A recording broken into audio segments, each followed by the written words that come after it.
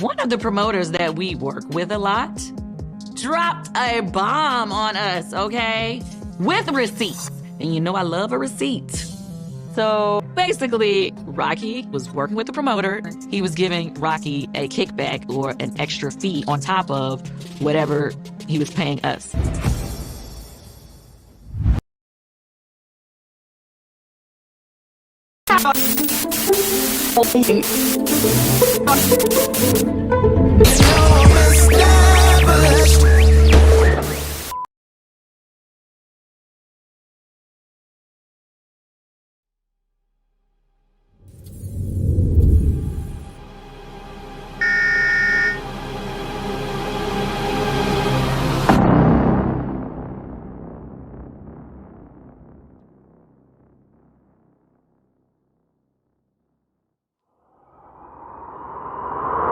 Welcome back, everybody, to RiBelTV, Rico Live.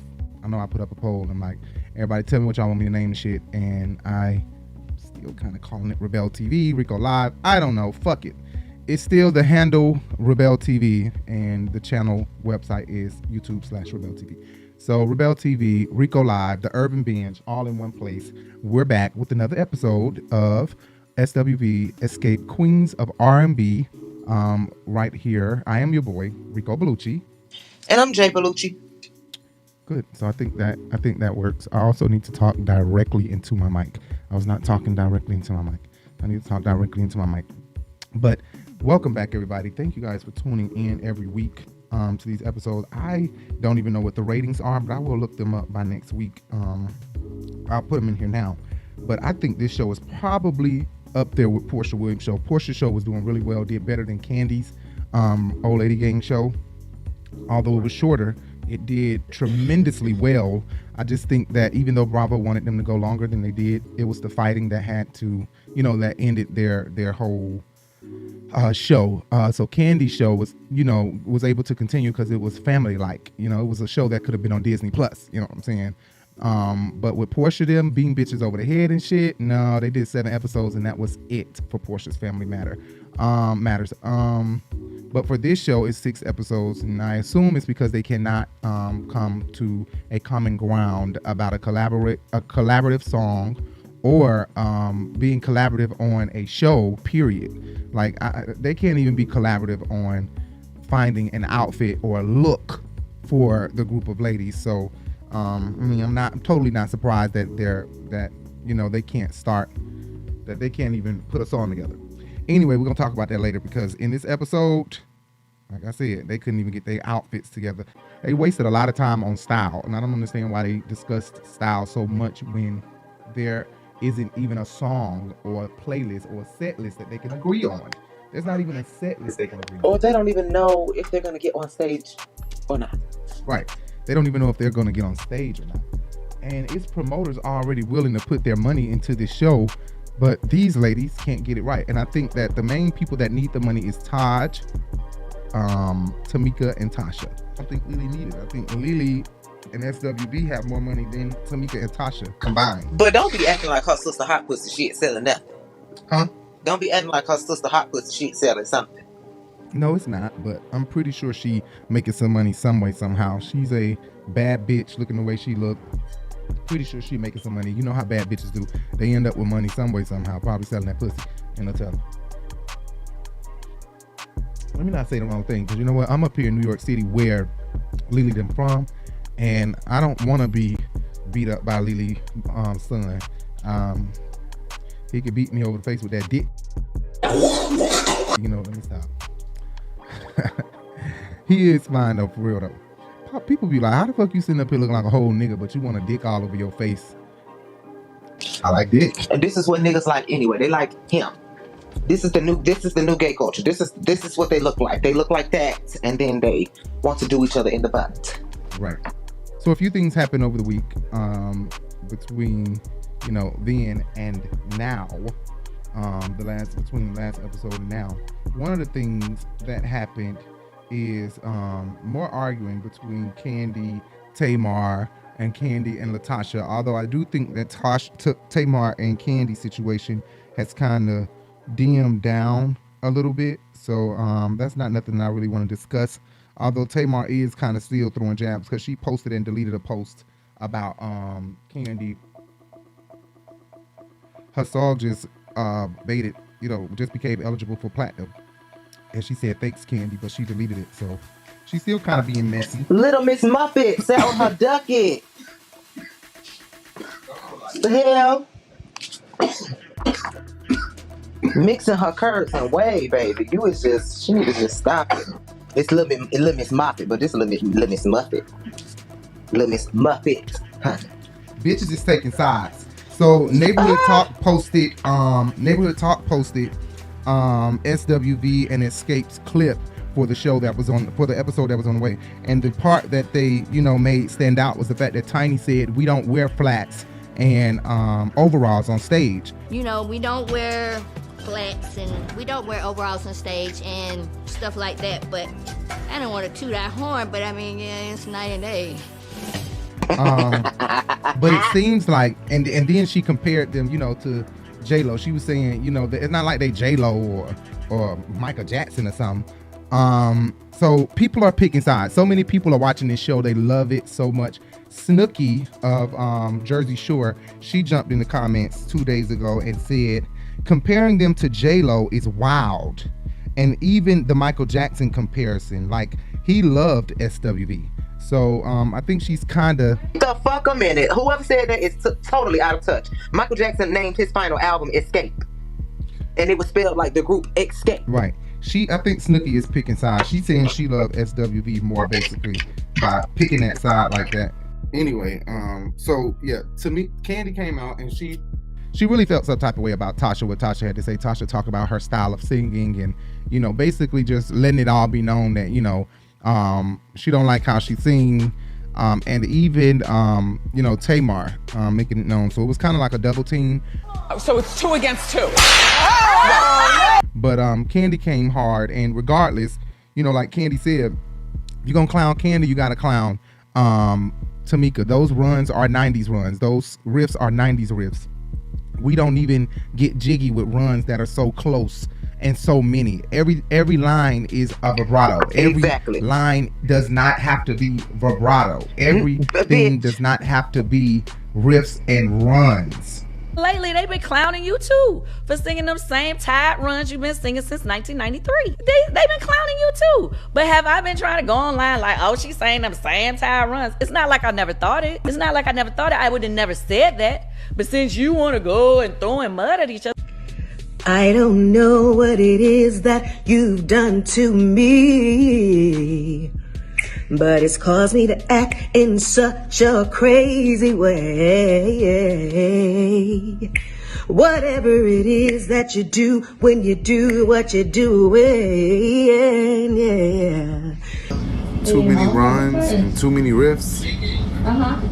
Yeah, I'm not the best singer. Everything doesn't require vibrato. Swallow my pride, your love is so sweet, it knocks me right off of my feet. Tone it down a bit. When the cause and cure is you, just sing. Knocks me right off of my feet.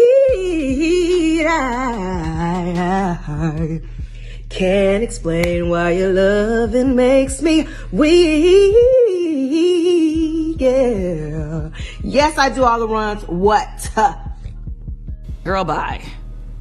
It really does not, and I don't think she understands it. Now, even Kim sings sometimes without it. Kim do a lot of runs, but Kim runs is so badass that it's just, I don't even know how to explain. Kim don't have runs that are back to back and the same run. Her runs is not like a up, down, around and round. She keeps the same run that's repetitive, back to back, right up on each other. Wherein when Kim does her run, you get different textures with a run that may be back to back, but it's not the same key, tone, all of that shit. You know what I'm saying? I don't even know how to explain. You know what I'm saying? Like, you're not Kim Burrell Tamar's not Kim Burrell, so they don't have room to be talking about her voice. I feel Kandi, but Kandi is not the best singer. I'm gonna continue to say that. Kandi cannot sing, but Kandi is a great businesswoman, and like I said, I would buy a ticket to Kandi's Get Rich seminar, but never will I buy a ticket to hear Kandi sing a song. I'm never buying a ticket to a Tasha concert. Well, I wouldn't do that either. Another thing, Tasha finally came out. So Tamika did her video last week, and Tamika put in the receipt something she didn't want to do, something that Funky Dineva told her she was probably pull this door. Something that Funky Dineva told her she was probably going to have to do to put all of this to rest. Pull it up as much as you can, baby. To put all of this to rest, she was probably going to have to put the receipts out. You know what I'm saying? Put the receipts on it, and I don't think she wanted to do that. I don't think she wanted to pull the receipts out, but that's what Tamika did. She did a video. She pulled the receipts out. Good job. That they had proof. They thought it was you and everything, but there's only reason that you couldn't get your money back is you would have to prosecute them. No one has a reason to lie, and you're gonna see with the receipts. And if it wasn't for Miss Diane, none of us, me, Kandi, my sister, Tiny, nobody would have gotten these checks from Sound Exchange. If it wasn't for you finding out about that royalty, my husband with the Tams, I signed them up, and that's how I found out about it. And our business managers in New York told me about it. So that's kind of how I knew about Sound Exchange. Thank you for doing it, because we're still getting checks today. That's good. Get them checks. Yes, love you. I love Tasha still. I mean, I love her. I mean, and I would never lie on none of y'all. I love y'all. I know. Y'all my babies. Somehow, my information is changed and sent to Sound Exchange. Now, when my sister was asked about Sound Exchange, she acted like she didn't know what I was talking about. So I'm not gonna do too much, but I will clear my name. I will show you a few pieces of evidence that shows how they went in and they changed my address to their address. How they changed my email. Everything that Miss Diane did was changed by my sister, Latasha Scott. I will give you evidence. Now, the misconception is the $30,000. It wasn't one check. It was multiple checks. It wasn't just one. So I was very nice. I was being very nice to say that only $30,000 was stolen from me. I was very nice to say only $30,000 was taken from me, stolen from me rather. So. What you mean, good job? She pulled them receipts on her motherfucking ass. Okay. All right. Okay. Can you hear me now? Good. You said good? Yeah. Really? Anyway, so yeah. And then Tasha went on Cocktails with Queens and insinuated that she would give the $30,000 back. I guess she was saying to have her sister back, but I really don't know. Also, Coco has been out seemingly purposely supporting Latasha, taking pictures with her, commenting things of that nature. Really fully supporting Latasha at her concerts and stuff. Seems like it's on purpose. So this is probably some tension that's been going on between SWV and Xscape that is just now able to be, pulled up since they are doing shit together. Tamar, more drama. At some point, you need to get help for the lies you tell. It really makes no sense at this point. Just own it. Apologize and move on. Y'all sat there and made a whole skit up. It happened. You could change it. Y'all are bullies. Tamar, I know Tamar is dramatic as hell. And Eva had something to say as well. Eva picked her side. She said Kandi is her girl. But she put out like a vague message. Like some housewife and their husband who's a politician. Per my recollection, my husband is the only politician in the history of Housewives. Right. So one would only assume that they're talking about me. And so Tamar hit me up in my personally and was like, oh my God, E, I'm so sorry. It looks like this shit is getting crazy. Like, well, it's I want to apologize. And I'm like, why don't you just directly talk to her? Yeah. Like, just say who it is and deal with what it is. Because the speculation, it's shit. I don't like it. So that's how that's escalated to now it's like, yo, it's out in the open. It was a funky situation. I think it was dealt with very immaturely because Tamar obviously has a problem with Kandi. Something happened. I rock with Kandi, Burruss, Tucker the long way. That's my friend. Tamar, I've known her for years. She's good people, but the way she went about it, she knew the way she posted was gonna make people speculate. She could have been very direct and said, Kandi stepped to me and it was bullshit. So as far as Kandi and Tamar resolving, I don't know, because I didn't know they had a problem. Right. I don't think they knew they had a problem. So as far as their resolution, I'm very hopeful. I think I never say never, and it strengthens numbers. They're both amazing artists. They over there selling out shows. Like, figure out the bullshit and go sing your music. But I do believe Tamar is very dramatic, and I don't think Kandi meant any harm. If Kandi was saying something like, I don't fuck with you no more, or something like that, I think it was probably in a joking way, or it definitely wasn't to start no drama right here in front of everybody, because that ain't Kandi. You know what I'm saying? But I do know Tamar will fabricate a story or make a story bigger than what it is. She really will, because she's very dramatic. And Jay been watching Tamar before I was a fan of her. Right. Anyway, so she said she would give, seemingly she was saying she'll give her back her money. But not only that, Tamika pulled out the receipts. And then Tasha came on the Ricky Smiley morning show. This is after Ricky Smiley expressed who his favorite was out of the two sisters, which it, was Tamika and Brad, and all of them discussed the situation on the morning show. And they were, of course, on the side of Tamika. Brad giving them information like, she used to be bossy. Brad, of course, placed a seed. It's kind of like what your mama say if y'all parents ever said, the teacher shouldn't be discussing other students, because then you have a pre-thought about my child before he even come to your classroom. My mama used to say that. I don't know about y'all, but that's kind of what Brad did to them. So everybody had a vision of Tasha from Brad's perspective before Tasha could even come up to the radio station. But Tasha showed up to the radio station, I think spontaneously, from what I'm understanding, on some shit like, let's just go up there. When she got up there, nobody was there but the producers and Rock T. Everybody was doing the show virtually. So Ricky Smiley was somewhere else. Gary and Brad live in Atlanta. So with Brad being pregnant and Gary also living in Atlanta, and them doing Dish Nation Monday through Friday, I would think that, they went on and let them stay at home, and she thought she was coming up there to probably face them face to face and hear what they got to say, and in a sense bully somebody, you know what I'm saying, in a sense. And when she got up there, nobody was even there.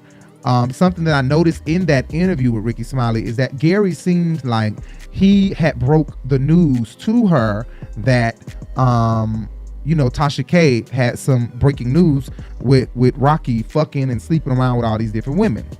And her face really, to me, looked like this was her first time hearing this. Now, Rocky, this story with this mistress woman, which really bothered me, my thing is just, how in the hell could she sit there and be very disrespectful to LaTasha, going out on sites talking about that she was with you for 5 years, you cried in front of her and stuff, you tongue kiss and all that stuff. That was very tacky her. Can y'all not sue her or do something about that? Because I just thought it was very disrespectful. We dealing with it from a legal standpoint, so the less I say, the better. Okay, so y'all suing her? I have to, yes, come on, man, listen. You need to. Listen, I'm gonna say this. The other day I got a phone call, because I want to address this. I got a phone call from Tasha K, right? Didn't know I was being recorded. Just talking, she trying to get an interview.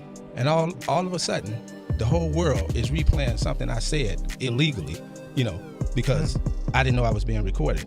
And she called because of this female that is saying a bunch of stuff that I've been told to be quiet about until it, plays out in court. Well, can y'all understand that when it's 7 people on this reality show, and since day one, I have been attacked on every level. The minute I said I wanted to do music, gospel music, I have been attacked. You've never heard nothing about me.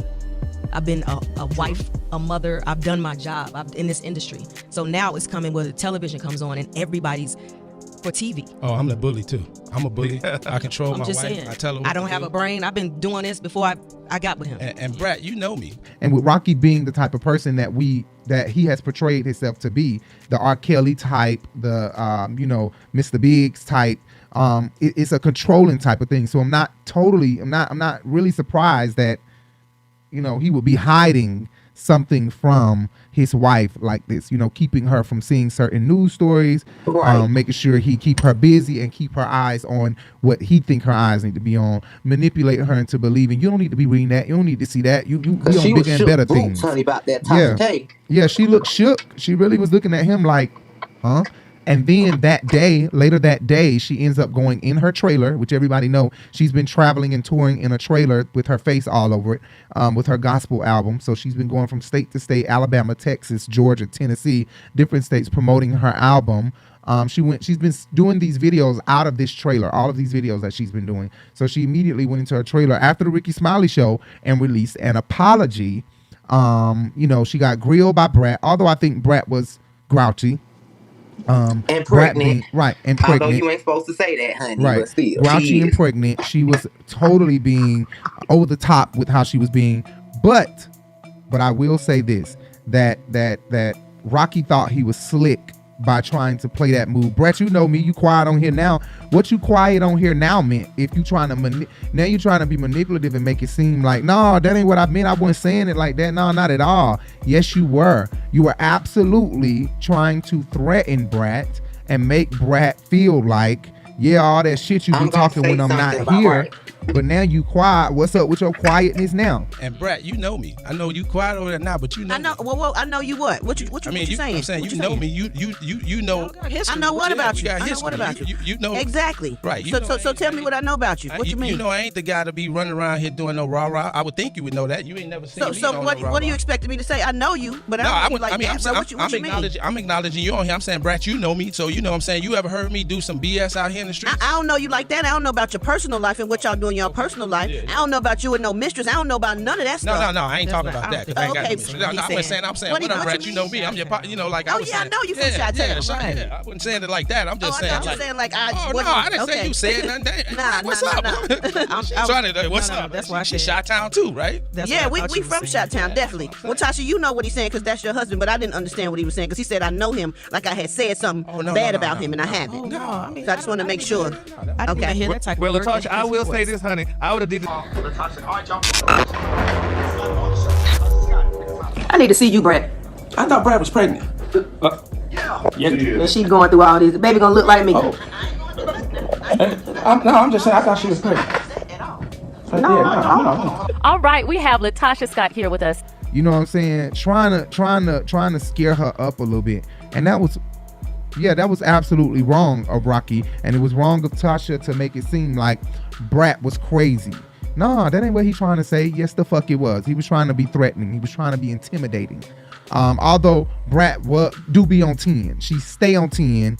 She's a hot head. And although she ain't as hot as she used to be, it's still in her to be the hot head she has always been. The reason why she went to prison was for being a hot head. And as you can see, she still can fly and go there. Anyway, so Tasha does this apology.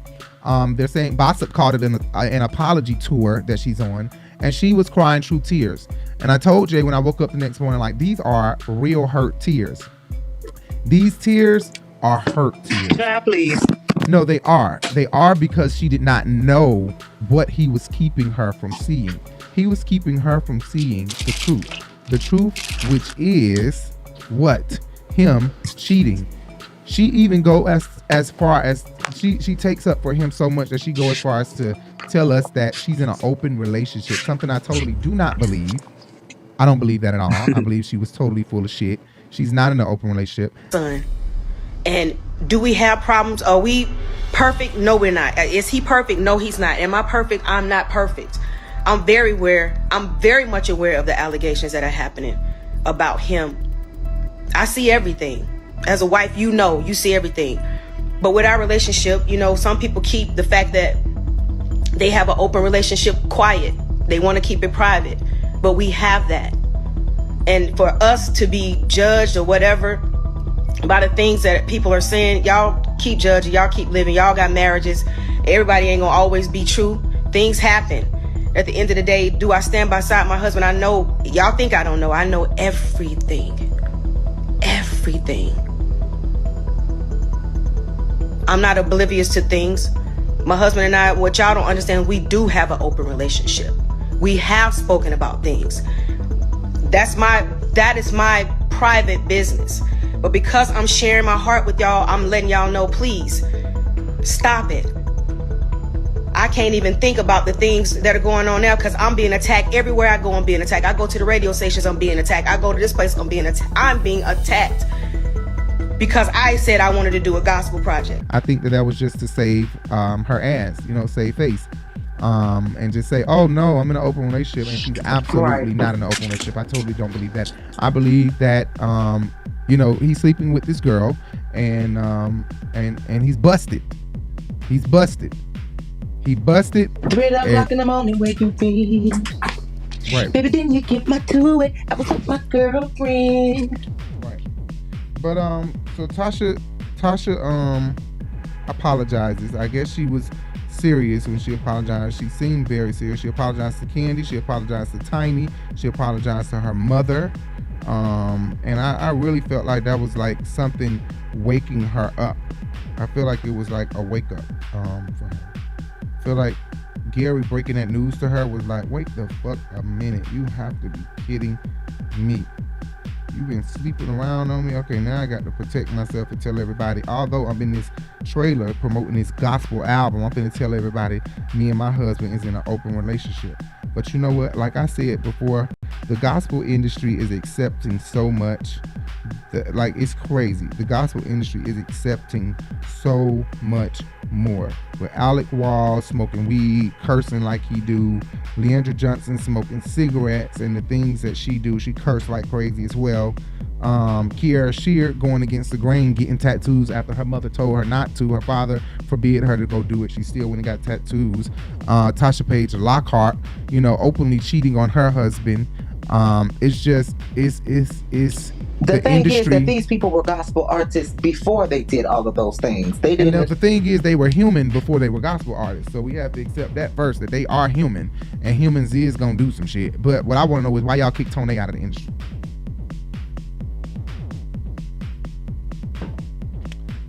That's the bullshit. But I think that it's interesting because this stuff is now accepted. All these gay men, different stuff. All this stuff is accepted now. Things you couldn't do is now accepted in the gospel industry. And these old folks probably be having a fit. The show opened up with a transition scene. If you have not ever watched our show and our reviews, then you would not know how we do these scene by scene. But the first thing happened is the show opened up to a transition, and we're not going to discuss that because we don't do that anymore. We're in the studio with the Scott sisters, Mary and Mary 2.0. They probably would do as well as Mary. That's what the hell they wanted.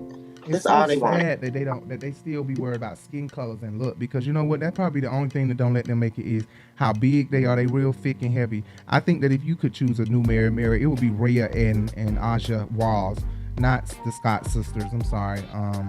But they probably would do well as the Scott sisters. You never know. But Tamika did not speak to R. Kelly Jr. as we see. She did not speak to R. Kelly Jr. I was totally surprised that she ignored him. That was loud. But I'm assuming that she's very upset with him about something that he has done that we are not aware of at this point. Because we've already watched the show fully, and anybody watching us right now probably have watched the show fully, then you know now why she didn't speak to his motherfucking ass, because his ass was stealing money. Anyway, but I'm kind of like, okay, so she didn't speak to her brother-in-law. She straight up ignored. He was like, what's up, meat? And Tasha and these tears, they really fooled me because I wanted to believe that they were real, but it seems to me like this bitch is a big-ass liar. Okay, I don't want to believe that she's a liar. What's her sign? I forgot what her sign was. But I must say, I don't know what it is. You want me to go look it up? No, you can't. I can't on the iPad now. Libra, October 2nd. What's up, mate? Hey. Hey. What's up? What's going on? Hey, Brad. You out, baby? Yeah, I'm gone, baby. Okay. Y'all can have it. Anyway, scene 2, the ladies go look at the dancers audition. And Kandi is absent during this. And not only is Kandi absent, her girl, Unique, is here. Unique is the girl from her show, Old Lady Gang, who worked at her restaurant. I don't know if Unique was a bartender, a host. No, Chandrika was a host. I think she was a waitress.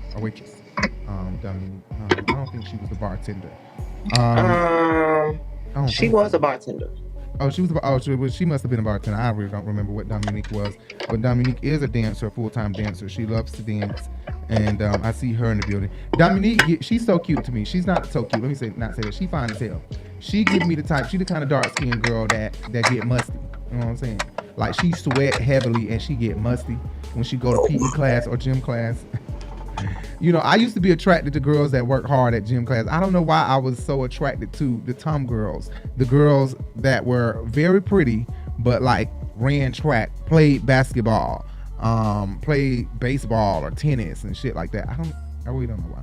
But that's what Dominique gives me. She's tough, like she'll beat me up. You know what I'm saying? If I ever dated a girl, I need a girlfriend that'll beat me up. I mean, look, right here what I got. Right here. Nigga, please. But this boy with the dreads in here, the choreographer, he looks very, very familiar. I was gonna say with his dreads, but you know what? The way Chloe corrected Lotto this week on her podcast, she corrected her big time. Like, excuse me, it's not dreads, it's locks, sweetie. It's locks. It's not dreads. So she had to fix what she was seeing. But he is cute. He is cute. I just don't remember where I know this boy from, but he's very cute. Tasha says that Kandi is the worst dancer. So they named who the best and worst dancers are out of the group. And go figure, Taj is the best dancer in SWV. But and go figure that Tamika would be the best dancer in Escape. What I am not surprised about is that they said the worst dancer was Kandi.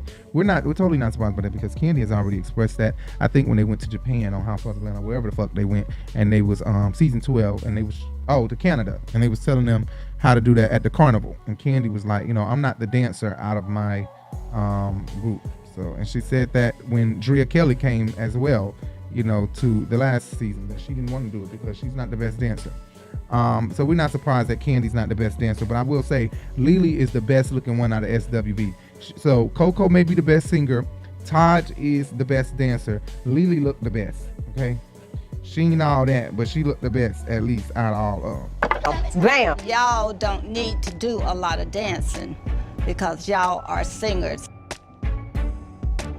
Y'all just look nice and y'all do what y'all do best, sing.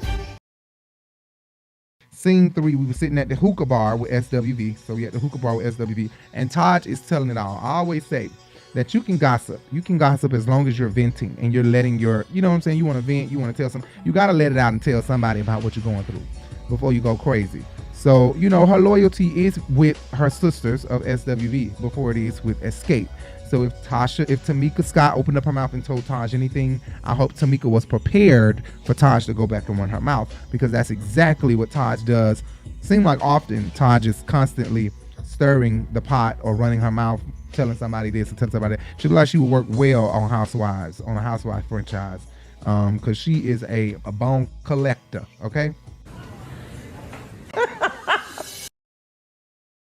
Scene 4, at Tiny house with Zonique. We've now arrived to Tiny's house with Zonique, and I just love watching Tiny and Zonique's relationship. She says she can finish her sentences, and I totally believe that. I totally believe she can finish her sentences. She said this is her ace boom coon, and that's how it is most time with the oldest child. The oldest child know their mama business, especially us 90s kids. Us 90s kids who got 70s mothers, 80s mothers. Ooh, if your mama was born in the 80s and you a 90s baby, ooh. But you know what? There are some mothers who was born in 80. He's speaking from experience, y'all. And his mama told him everything, just like Zonique. Yes, my mama do. My mama do. Your mama probably don't. But your mama did. No. But she did run her mouth to you sometimes. You know, you knew some of her business. Sometimes she was venting to you. And they're ladies, and they have to vent. So I'm totally not surprised. And my mama's just a little off the chain with it. Everybody always told her, Justin is not your friend. That's your son. That's your child. I'm telling them everything. But we're like that today. My mama will fall asleep on the phone with me. Sitting there, we will gossip, talk, and she'll end up falling asleep. But that's just how we are. So I'm not surprised that Zonique can finish her mom's sentences. She's been through the highs, the lows, thick and thin, hot and cold with Tiny. So of course she's like, you know, her 8-spoon coon, her number one. Rich people though, they let their children do all kind of shit. Cause this little girl, she is too cute. I don't know what Tiny them youngest baby is, but she is all on the counter, feet, hands, knees, all. I'm like, that's as bad as a cat being on the stove and stuff. Eris, that's her name. That's as bad as a cat walking across somebody's stove. This baby could fall, and nobody's even in here now. You know, the camera people were probably in there, but typically they play a role of we don't say anything. We're like a fly on the wall. Right. Just act like we're not here. So I guess somebody was in there with her, but I was really surprised that they were allowing her to be up here on this counter like this with nobody in here, basically. For Zonique to say, when Tiny started discussing Tasha and the girls and how the group has been going, for Zonique to say, and y'all let that ride, what was it that Tamika said? Tasha, she said Tasha did something. She said Tasha was unavailable for a booking. We had a booking that we got coming up that we're gonna have to do without Tasha because she's unavailable. Okay, and then Zonique said, and y'all just let her do that, or y'all just took it, and to me, in a way, it sounded like Zonique is used to this. It sounded like this is something that's normal. Maybe she was saying it in a way like, you know, y'all usually don't take shit from her. Y'all just took it, or y'all usually don't take shit from Kandi, but y'all just took this shit from Tasha, and that I would not be surprised from, because they were really pounding it down on Kandi when she was saying she don't want to be there, and so with this pound that Tasha's getting. She is kind of getting it a little worse because she's doing her sister away. But, hey, look, that's her fault. She made the bed. She got to lay in it. That ain't nobody's problem but hers. But it do seem like what Brat was saying was true. Brat said on the radio that it seemed like they had to listen to everything Tasha said. Tasha was the leader of the group because she was the oldest. And Kandi was a bit sad because what she said really didn't matter because Tasha ran everything. And I get it, you know, everybody, you got your people that you like, you know what I mean? I get it. But at the end of the day, please listen to all sides. You know, I get it. Y'all said I was a very dominant person. I'm dominant because I love what I do. I'm passionate about what I do. So when it comes down to the group, if we're not celebrated with the things that we've done, we was all scared of you. And when we was younger, you was all scared of you. Brett, you was loving on me. Brett, you was loving on me back in the day. We was all scared of you. Nobody from Xscape liked me when I came in. Because they was like, I loved you. That's what they was like. When I first peeked my head in that So Deaf door, all y'all was like not happy at all with me. Everybody know that though, and they was like looking at me like, who is this? And hold on one second, Brett. Come on, let's keep it 100, Brett. Me and you tight. All I know how to do is keep it 100. Okay, well let's go back. Me and you was tight. Me, you, and Nicole, we was the ones kicking it. So how you gonna say when you peeped your head, I was the one who embraced you the most? At JD Studio, I never forget it. I came from Chicago. All my granny taught me was I love everybody. But then when I stepped in that door and y'all was recording or something, y'all looked up at me with an ugly face. Now we was cool after that, but at first I felt no love, and I was scared of you the most. Hey, Brett, can I ask something? And you loved on me the most. I was with your mama and everything. I did love on you. We all grew up together. Come on, Brett. I know your mama too. I mean, you know. I just got to ask one question. I got you. Rocky, I got you. Rocky, did you? Right. With Zonique saying, and y'all just let her, to me, it's kind of giving, you know. This ain't usual. You know, this ain't usual. But y'all gonna let her get away with this shit? So, I'm totally not surprised, though, that they're doing this. They do have to still make their money, although Tiny and Kandi don't have to. They could drop this shit off, but I think they're doing it for Tamika. Let's do it for Tamika. Tamika needs some money. She got to pay her bills. Oh, I'm sorry. That wasn't nice. Just talk shit. Don't do Tamika like that. I love Tamika. Tiny said Kandi feel like she didn't want to feel like she was only coming back, you know what I'm saying, and was gonna get a pot in her face, which is exactly what Tasha's doing, because like I said just a minute ago, Kandi and Tiny didn't really have to do this. They don't have to do this show. They don't have to do no shows, no singing shows. They don't have to do Xscape anymore. They choose to go on tour and continue to do Xscape for the sake of the fans. And I'm pretty sure a little bit of it is because Tamika and Tasha are constantly, you know, poking at them about, you know, we need to bring Xscape back. Especially while they were homeless going through it. You know, Tiny and Kandi probably didn't hit rock bottom as far as Tamika and Tasha hit rock bottom. They probably hit rock bottom big time. Tiny and Kandi probably never hit that low to the floor. So it was easy for them to keep going without reopening the doors for Xscape. But Tamika and Tasha was probably pushing the issue, pressing, like, you know, we need to bring Xscape back. And so now it's like, we in it, let's go ahead and do this thing. But Tiny and Kandi don't have to do it. They don't have to do it. Tasha is doing just what Kandi thought, like Tiny said, giving Kandi her ass to kiss. She's very, very sneaky is what it's coming off as, especially with all this getting deals, signing deals, not telling them until the deal is signed and all that shit. You know what I'm saying? If we're a group, we're a group. Discuss, open your mouth, talk about it. Let's talk about it. Anyway, the crazy thing is Kandi tried to warn me. She's like, if I put my all into this, I come back and, knowing that I don't need it, you don't need it, I feel like she's just going to use me until she doesn't need me anymore and give me her ass to kiss. Look at it. She was right.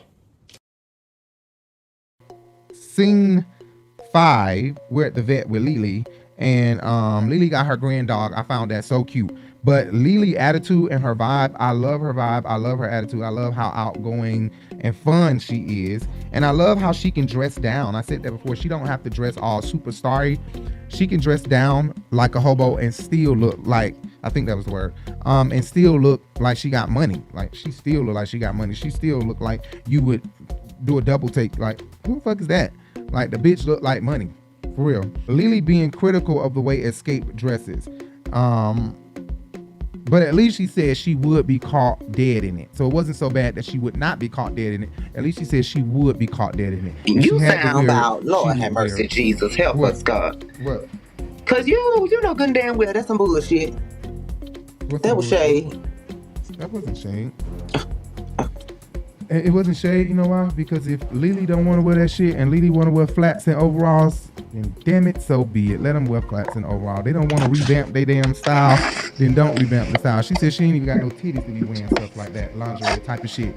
So we see. She don't want to, let her dress like she getting ready to go on a farm, modern day farm workers. Anyway. Would you ever be caught dead in one of Xscape's looks? Maybe dead. We're at scene 6 and we're at the studio with Kandi and Coco. On scene 6 at the studio with Kandi and Coco.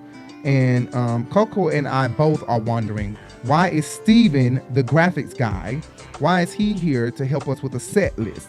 Okay, now Jay made me understand this, right, Jay? You made me understand, because there has to be someone, in order for the graphics guy to move forward, he needs the set list to know how he's doing his graphics. He cannot do the graphics without having a set list. So I didn't understand that, but I do understand that he needs the set list in order to do his graphics. In order for us to move on with this show and do it the right way, I need to know what the songs are so that I can make the graphics according to how the set list is. Ain't no, I need to figure out a new format of how I do it. If this is how this man work, then the set list should have been ready. So I guess he got to play as the set list producer for today.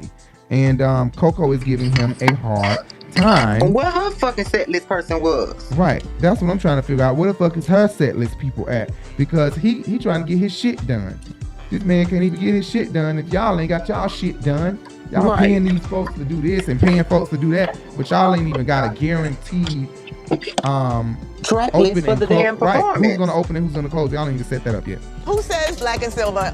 Everybody raise your hand. Black and silver. Oh, black y'all and want silver? to know? Nah, I was thinking white and silver. Black and silver or white and silver?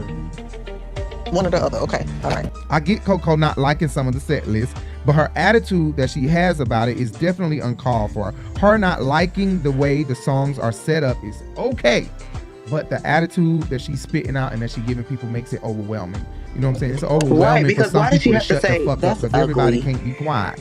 Some people, ugly. Right, that's ugly. You like, just because you bipolar don't mean that I'm not bipolar or I'm not schizophrenic and I don't go crazy on your motherfucking ass in this bitch. Okay. Kandi, there it is. Every video, if you are here, you know I always say the background music will always be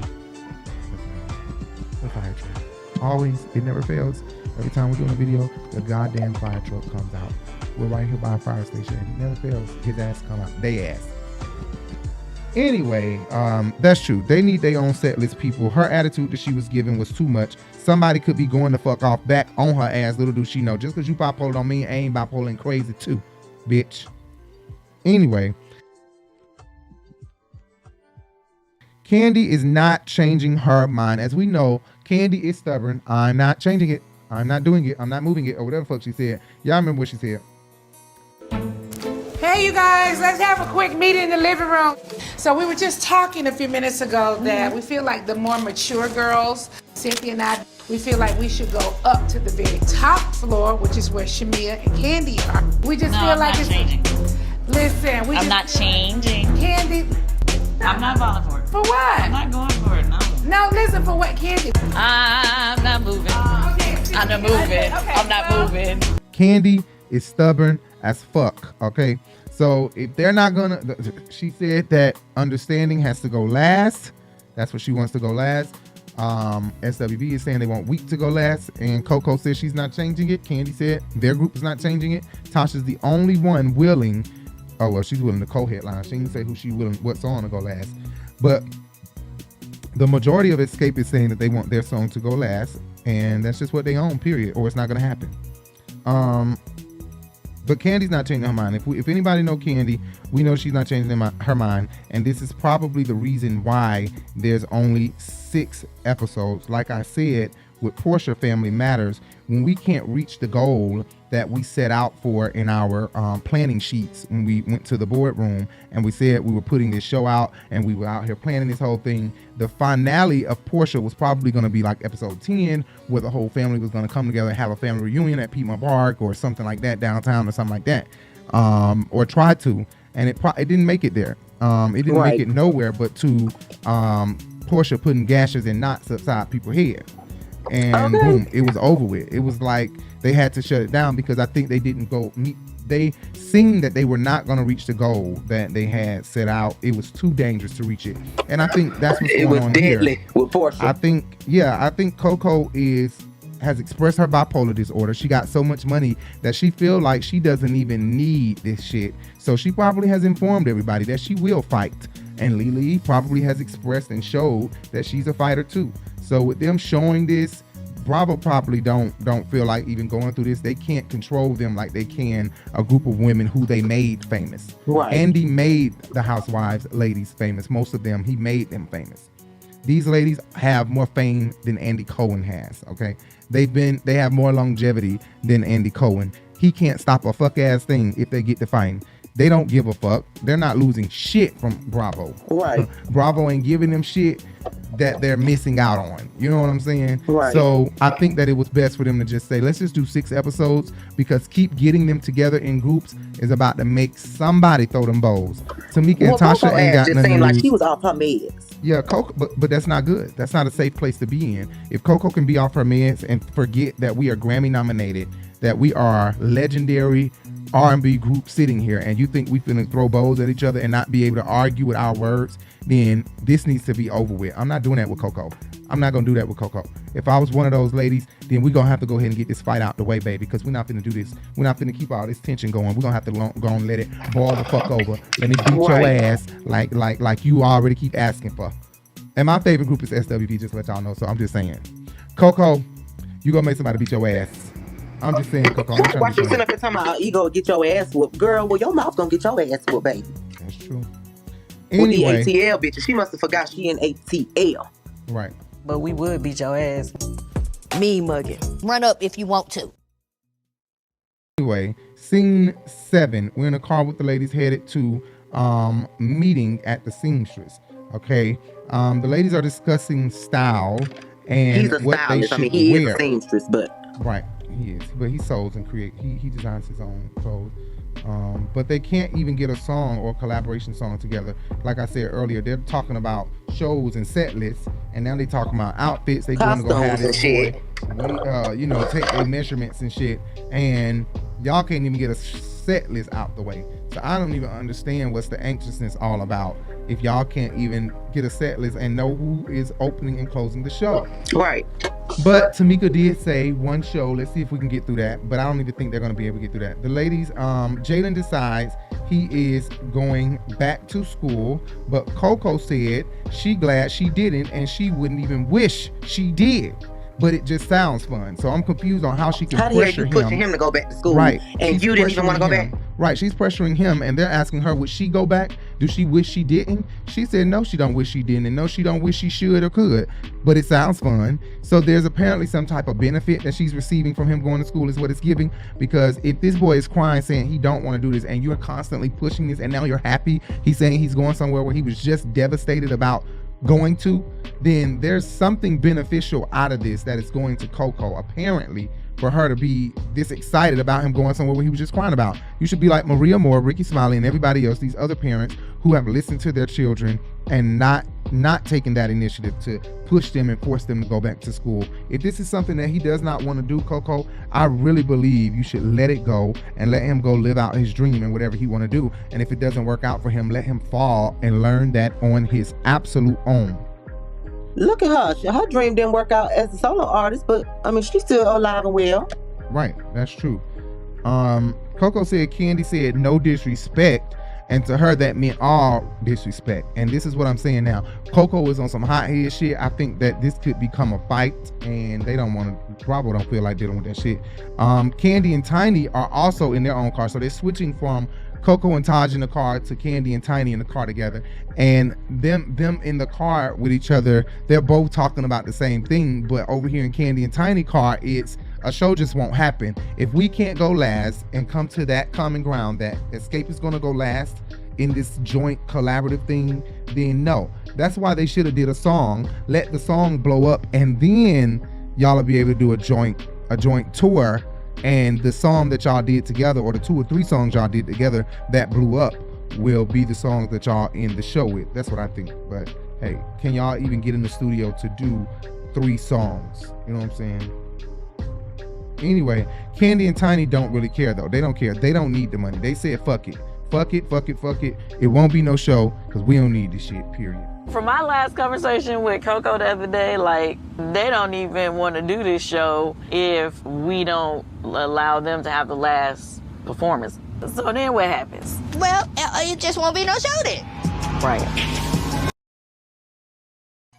Scene 9. So we finally made it to the seamstress. The seamstress did not call his boyfriend a fucking assistant. A fucking assistant. He called his boyfriend a damn assistant. I'm kind of surprised that he called his boy an assistant. Baby, bring me the charger. Bring me the charger. He called his boyfriend an assistant. Sir, this is not your assistant. This is your partner at this clothing firm or whatever the hell this is. This is not your assistant. Jalen's sitting here eating this all up. Like I said before, it's something about that oldest child or that gay child that, you know, black mothers be wanting to just tell them all their damn business. And Jalen is sitting here eating this all up, everything that's finna go down. Tasha expressed that she has her own stylist and designer. And so now we finally know why on the Soul Train Awards, Miss Diana Ross, from what her sister said, her sister just called her Diana Ross. Now we know why Miss Diana Ross had on a different dress than the other ladies. She said they didn't give her the memo. With them not giving the memo, I'm assuming we need to add this piece on there that she wasn't feeling this guy's style that he had going for them. I believe that's what she said. And she ended up finding her own stylist and seamstress or her own designer to make her stuff that would suit, I guess, the stuff that they were going to be wearing for their show. I don't know. But now we know why she was dressed differently at the Soul Train Awards. Now it all makes sense. She was dressed differently on fucking purpose. Right. Basically. I don't want to hear no bullshit. Right. Natasha is full of shit. Right. Nowadays, it is about the numbers. So they was discussing the numbers and who should go last on this show. And Taj was running her mouth to her girls, telling her girls what Tamika told them. Tamika told them that, you know, our girls are bougie. Tiny got to have a piano in every dressing room every time we go out. Which, of course, costs money to be getting Tiny a piano in every dressing room that she's ever had on every show. But nowadays, regardless of anything, it is about the numbers. It is about how many followers you have and how many subscribers you have, because you reach more people. So now brands want to come to you to get their brand out and promote it. So yeah, numbers on social media matter a lot, and they are in the forefront for the most part. Hell, even politicians go based off of followers to say, you know, whether or not I'm going to run for this in this campaign. You know, and SWV numbers are low. SWV numbers are now low. Xscape has higher numbers now because of the newfound fame in Tiny and Kandi and the Xscape group, period. The 90s groups are really blowing up. I think Xscape should go last, though, regardless of anything. I'm on Xscape side. I think that, like I said last week, with them having A1, nobody can play with the ones and twos the way A1 can. The way A1 mixes up Kandi them shit, he is a beast on the ones and twos, and nobody else can do it like A1. So I think that Kandi them should go last. SWV is not enough time for them to even prove to us that they have a DJ who is better than A1. We've already gotten the proof. The proof should have been at the versus battle. They didn't have one there. A1 took over the versus battle. Xscape took over. A1 completely killed it to the point where they had him at Mary and BB Winans and CC versus battle and other versus battles because he was so good. He's a beast with it. Tiny, though, she had a confessional and she is so damn funny. She said, we got the LED from floor to bottom. Right. Our show is definitely a bigger production. We got LED screens from floor to bottom. We got. Then she said in that same confessional, she said they don't wear flats or overalls on stage. That was some good shade, Tiny. That was some good shade, but it was real. She was telling the fucking truth. And a little bit illiterate with it. That's ATL education for you. Well, damn. I don't get Coco though. She just said she not changing her mind, but she's sitting here arguing with them, telling them how stupid all of this is. Well, I don't understand. It's stupid because of you. It's stupid because of Kandi. If you're saying that this is all stupid, you saying this is all stupid because they're not changing their mind sounds like you're crazy. That sounds like you're crazy if you're really calling this stupid because they're not changing their mind. You are apparently not changing your mind. They feel as high about their group as you feel about your group. So there's nothing wrong with that. And I think that what is the common ground here is that if SWV is so mature and they're so great, get up and leave this meeting and say, we are done. We're not even doing the show. The show is done. The point is that they don't even, they know good and well that they were only out a year before Xscape. So it's not like y'all have this grand career before them where y'all can say, oh, we've had years on the block. You know what I'm saying? Y'all had 12 months. Right.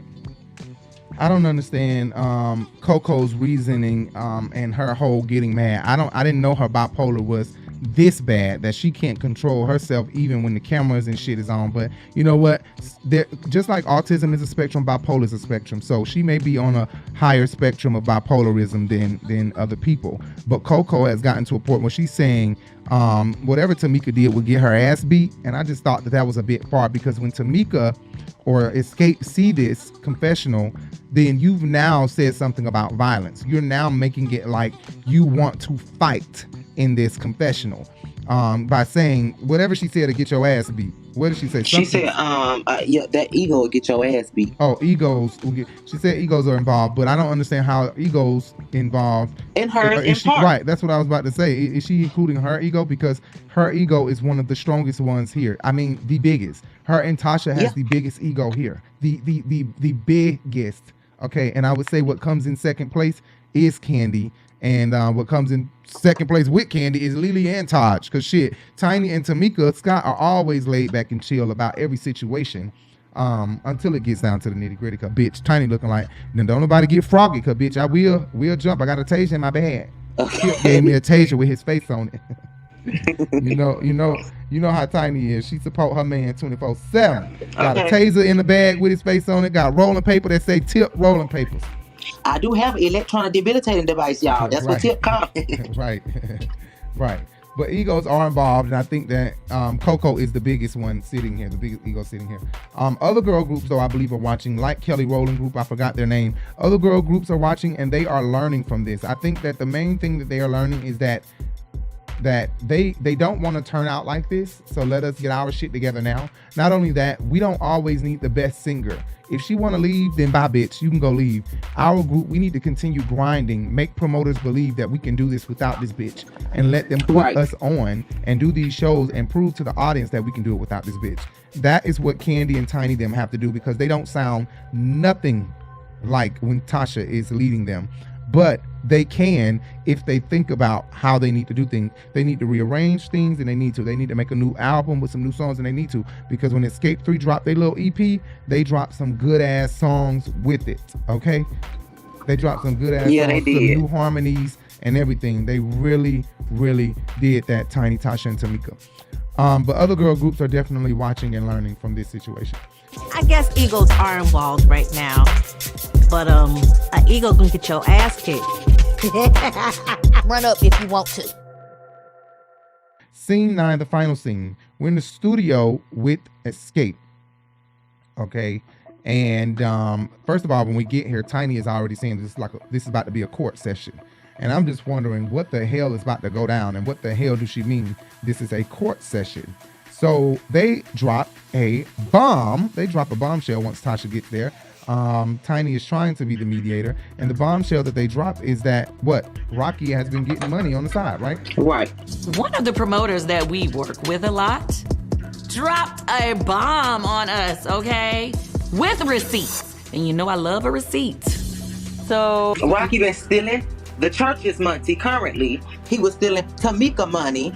And then he was stealing everybody damn money. Stealing the whole damn group money. Well, he wasn't really stealing. He was just getting a bonus, right? That was stealing. But how, baby? That wasn't any... No, that wasn't... That was extra money he was asking this man to cough up. It was an extra But Tiny them got their money. Kandi them got their shit, right? The point is that we don't know if they would have gotten offered more, because the manager is now saying, I get...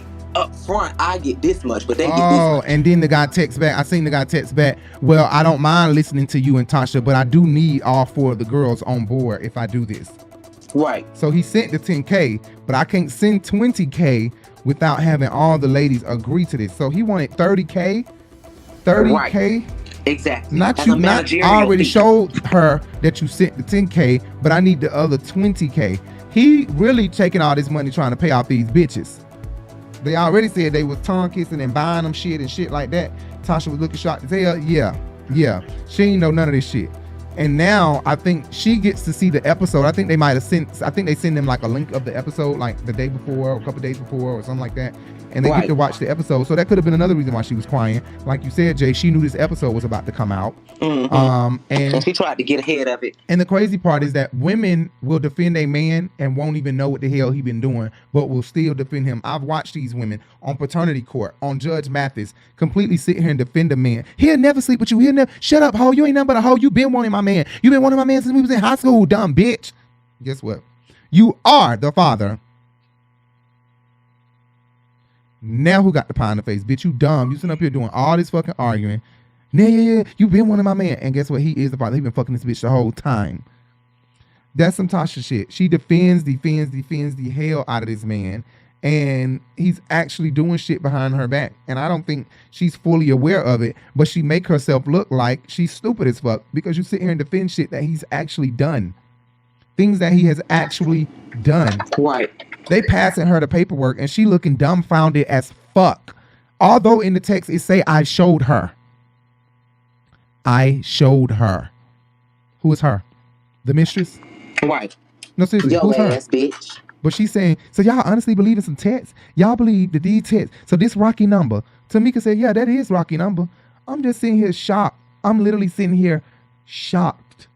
Like, is Tasha this low down?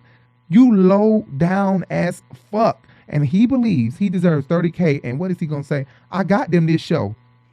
This man done sent you 10K and you asking for another 20K. I'm surprised that promoters got money like this. I mean, I know. They better have money like this so they ain't getting no damn talent. You know I dated one. So he did. I never understood how was he getting it. Like, he had money. You know that. You know that. Right. And left the industry with money. A lot of money. And I always thought, I'm going to get into this business. Because you get all these people money from standing outside. People want a club. Clubs will never die. Clubs will never die. People will constantly stand in line and give $20 to make it in a fucking club. And do you know that promoter will overpack that club and say, fuck what the firefighter said. I need every 20 they got in their pocket. It's hard to turn people away with $20 right in their fucking hand. And it's you easy to kick their ass out. So right, you got to go out here and tell them, no, I can't accept any more bodies in the club. No, it's easy to take all their money, pack it out, cut on the lights, and say 30 people got to walk out this bitch or the whole club is shut down. 30 people has to walk out of here or the whole club is shut down. So 30 people sacrifice your fun. Mario has had to do that before. We have had to do that. I think we had to do that at Gay Pride, Texas. The marshals came and they made us clear it out. The back patio, I think, was that in Atlanta? Somewhere the back patio was too packed. It was too packed. And they made us empty some people out. People had with the phone party or something, right? I think it was probably the phone party. Some people had to leave out of there. Some people had to get out of there. It was too packed. So they rather, like you just said, take your money and kick you out later. These promoters got money. So the promoter said, no, I can't give you another 20K. I can't give you another 20K on top of the 10K without talking or having all 4 of the ladies on board. And the promoter knew exactly what he was doing. He knew that Rocky wasn't going to be able to get all the ladies. He texting stuff like, I need you to do this because Tasha is the one that can get all the ladies to listen to her. There we go again. What did Brat say before the episode even came out? Brat don't know the episode. Right. But you sat up here denying. Really, Brat? Really, Brat? Yeah, really, bitch. Your husband just said it in the text. The ladies will listen to Tasha. Brat said that and you played stupid. Tasha, you making yourself look like a goddamn liar out here. 2 against 2, and it made it, because to me, you always seem like the person everybody had to listen to, I guess because you was the oldest, but Kandi always seemed to be the one that was hurt and slighted because they had to take your side and follow what you said do. You said Kandi was hurt and slighted? Yeah, slighted because everybody took your side because you kind of was the leader of the group. Right, but on what, in what instance can you say that about? Remember we used to be on tour and stuff like years ago, just Kandi would just always seem like she would be sad. Just, I don't know, different instances. Like, you know, we was on tour for a long time. We did a lot of stuff together back in the day when we was kids. I don't remember her being sad though. Really? No. Oh, I think I seen her be sad a lot and kind of like down. And are you saying that that's because of me, Brett? I'm saying because they took your side most of the time, it seems like.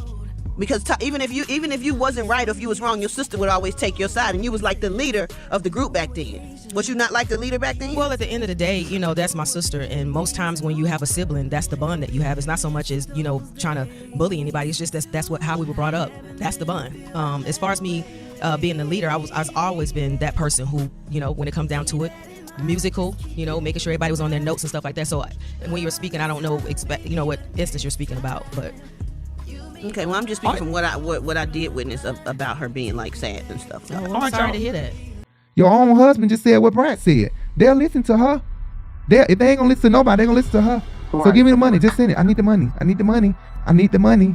What you need the money for? Because you're trying to pay off this bitch with these blue eyes. The fuck she sitting up here on Tasha K with goddamn blue contacts. Lady, if you're watching this, you are too fucking grown for them blue contacts. Take that bullshit out your eyes. Like, what the fuck? Them shits is royal blue. Who the fuck got royal blue eyes? Come the fuck on. Royal blue eyes. Alabama sideburns. Baby. Anyway, I thought first thing came across my mind is Tasha need to be sued.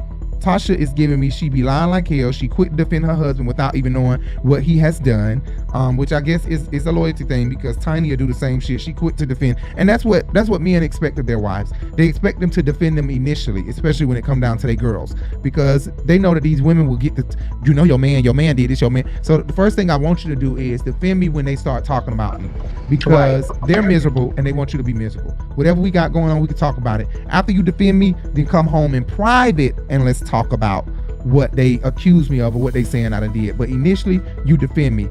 We've seen that play out on the Housewives franchise and many of times on movies and TV shows and everything, where the wife will defend the husband, but at home will throw a whole fit like, I defended you and didn't even know if I was completely correct. So what have you been doing? Is what they said true?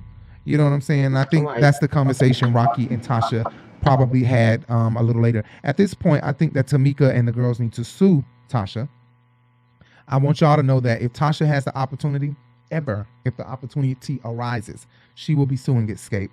She will be suing anybody, Tiny, Kandi, her sister. She will sue her mama if they didn't have a good relationship. She talking all that shit like she love her mama. She'll sue that bitch too. She'll sue her motherfucking ass too. So guess what? Before she hops on it, y'all better go file a lawsuit on her ass for defamation, for stealing y'all goddamn money. Because she is out here making y'all look bad. She got Kandi vocals looking bad. She picked a bad part of Kandi singing. With her picking that bad part of Kandi, it made me say, I don't want to go watch Kandi. And I'm letting you know that now. Kandi sound a hot goddamn mess. I'm not going to go buy no goddamn ticket. So I'm letting you know, I'm one person that ain't coming. And one of the reasons is because Tasha put that goddamn video up of you. I wasn't even thinking about it. I totally forgot about it. But the fact that she just brought it back to my attention made me say, no, I'm not buying no ticket because Kandi cannot sing. And luckily she didn't put Tiny up there because Tiny can't hold a note by her goddamn self either. I'm sorry. Tamika, the main one. Y'all go back and watch Meet the Browns, the play. Tamika killed that Mailing. I think that was her name. You are on mute. You are on mute. Yeah, Melee. Your name is what I named you when I named you. Right. She said, no, my name is not. My name is something now. Some Malay. Now her name Malay or something. She said it differently now. We need to go up because we're done. Anyway, that last part disappointed me so much. I do think that Tasha is very envious of Tiny and Kandi's success, and I think she'll do anything morally correct, but maybe federally illegal. Because she's stealing money and shit just to be on top. I feel like she wants more money. She wants Rocky to manage them and people that Rocky know who's going to give them more money, you know, to get them on top so that they can be on top or at the same level as Kandi. She thinks that being a gospel singer will take her on tours, get her enough money that she'll be able to save up and possibly be on the same level, like I said, as Tiny and Kandi. Girl, that is not going to happen. She's very envious of where Tiny and Kandi are in their life today compared to where she is. And that's and I was the voice. I was the one that could always sing. Yeah, that's crazy. She'll make some bad deals for the group, but good deals for her in Rocky's pockets. And that's right. That's why she just went along and said, okay, we don't care. Co-headline. Y'all gonna close. Yep. And co-headline anyway, could get what my Rocky still sneakily texting every promoter getting 30,000 under their nose, under everybody knows. And right. I'm not surprised he wanted 10 then 20. What Tamika said you took? You love that 30,000, don't you? Right. Totally not surprised that that's how much he was asking for. 10 plus 20, if I'm correct. Anyway, sue Tasha motherfucking ass. Don't support her ass until she come clean about everything and leave Rocky. And leave Rocky. We not supporting her album because she need to leave his ass because God ain't in it. Basically, Rocky was working with the promoter for Tasha to get us on board to agree to do that promoter shows. And in turn, he was giving Rocky a kickback or an extra fee on top of whatever he was paying us. I am Rico Bellucci. And I'm Jay Bellucci. And this is the Urban Binge. Make sure you guys subscribe to our other channel, the Urban Binge, right here on YouTube. Make sure you subscribe to this channel. Hit that thumbs up, hit that bell. Every reel that was on this channel, all those Housewives reels, all those reels have been taken from this channel and moved over to the Urban Binge. Go check out the Urban Binge YouTube channel. Hit subscribe over there and make sure you hit subscribe over here. That's at RiBelTV and at RiBelTV 2. Those are the two YouTube channels that we have, at RiBelTV and at RiBelTV 2. Please hit the subscribe button on both of our channels. Make sure you go check out our podcast, everywhere podcasts can be heard. That is on Apple, Spotify, iHeart, Google Podcasts, everywhere podcasts can be heard. You can find the Urban Binge Radio Podcast. Make sure you check us out in Housewives of Atlanta review coming in May. And we will be back next week. Make sure you check out Sunday Flow Show, Gospel Music Radio Podcast Show, to lift you up so you can have some type of godly vitamin throughout the week. Hopefully that's what it does for someone who's watching. Follow us everywhere on social media at the Urban Binge. Anywhere you search the Urban Binge, then you found us. If you search on the social media and you don't find the Urban Binge, then apparently we're not there. I don't have time to be telling you what apps, but damn near all the popular ones, Instagram, Facebook, and everything else. At the Urban Binge, Rico Bellucci is my handle. And I will see you guys another time. Make sure you hit that thumbs up, hit that bell, hit that subscribe button. I'll be talking so much that I'll be out of it. My throat be dry. Thank you guys so much. You need some water. Yeah, I need some water. Can you go make me some drink? I have nothing to drink. Sure. Thank you guys. See you guys later. We are out. Bye.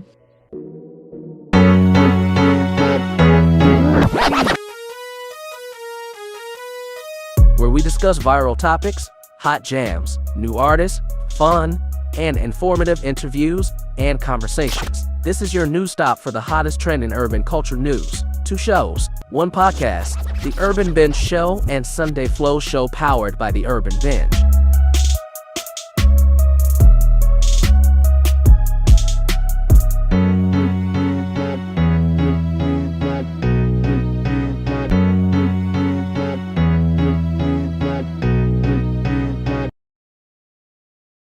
Haters like, am I going to hell for the things that I could wear? I ain't gonna hide my blessings when I know